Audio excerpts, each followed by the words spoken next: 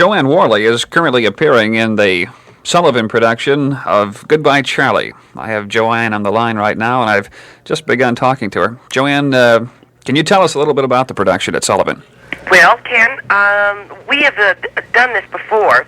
Last summer we did it with the same cast and director. So, and we still have a week to prepare to get it perfect. It opens a week from Tuesday. What is the date? Today happens to be the 20th. That'll be the 24th, I believe.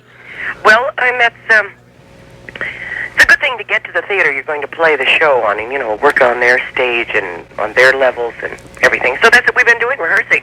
In other words, you're getting set for the theater, which is quite small in size, right? Oh, but it's the sweet theater.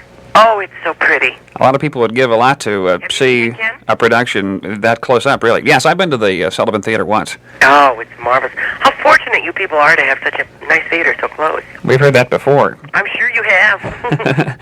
Joanne, let me ask you, you're from Indiana, right? Yes.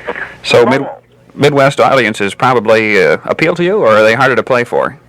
Well, I don't find that thing where a lot of people say that Midwest audiences, Eastern audience, or big city audience, because I guess of television, everybody is so informed now that if you can use the same references, and audiences are, if it's funny, it's funny. I find that. Do you get back to the Midwest other than through theatrical work or entertainment purposes very often? Well, a lot of my family's still in Lowell, Indiana, so of course I get back. I see. But mainly it's for work. Let's talk about the production just a little bit, about Goodbye Charlie. Right. It's basically the same as the motion picture was a few years ago? Yes, it is. It's the same idea. The man comes back as a woman, and he, has to learn what it was like. The shoe is on the other foot, so to put it. Let's find out what part do you play. Charlie. You do, huh? Yes. There's that Joanne Worley. What do you call that? The warble? The Worley warble? Not this early in the morning. Not with rehearsals. Is this what you... My goodness. Having my first cup of coffee, Ken, as I talk to you. Well, that's nice. Yes. Joanne has a cold, by the way, for you who maybe haven't detected it. It's a little hard over the phone, but you can sure tell you're Joanne Worley. Oh, sweet. Let me ask you, is this basically what you find yourself doing a lot since your departure from Laugh-In?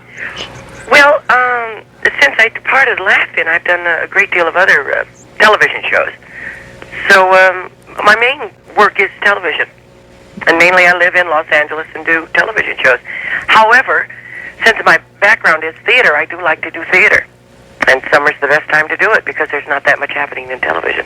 I think a lot of people would be interested to know, and maybe it's a kind of a late time to ask this particular question, but how did you ever decide to get on Laugh-In, or how were you ever selected to be on the Laugh-In original cast? Well, it was kind of a matter of being in the right place at the right time, because I happened to be in Los Angeles, but at the time I was living in New York. But circumstances brought me to Los Angeles at the time that they were casting people for the first Laugh-In special. And I happened to be in my agent's office at the time when he was talking to the producer of the show, George Slaughter. And my agent put me on the phone, and I made him laugh or whatever, and he hung it up. And George rolled a Kinney that he'd had in his office for many months of me, but which he hadn't looked at yet. And he called right back and said, I want to see you tomorrow. And I went by and met him, and, he said, this is what it was, and I did some little shtick and stuff. And he said, okay, do you want to do it? That's how I got it. So if I didn't happen to be in L.A. or in my agent's office at that time, I may not have done it. Probably everybody got selected through a little bit different manner. Do you know what happened to some of the other people that were on the cast, such as old Goldie Hawn is the first one that comes to mind. I guess she's done motion pictures. Oh, yeah, she's doing a lot of motion pictures. And even the record album that was out not too long ago. Yes, And just before I came to Sullivan, I went over to Henry Gibson's new house, and Judy Carn was there. An old reunion. And we also just did a couple of movies. Charlotte's Web, do you know about? Right. I think I don't think it's in town yet, but I think it'll probably be coming to the Twin Cities before you know it. Yeah, right. And Judy does television and movies and nightclubs and theaters like everybody. Mm-hmm. Any other questions about anybody else? No. I guess we should talk about you, huh? Oh, okay. What happened? Okay. I was just thinking who you might be interested to hear about.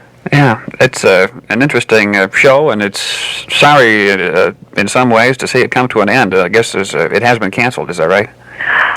Yes. Yeah. But it's still currently being seen in the Midwest, and I presume it will be for the summer.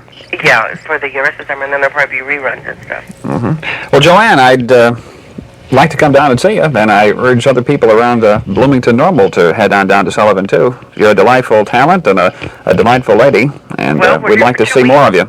Anything else you'd like to add? I think that's it, Ken. Okay. And thank you for calling, darling.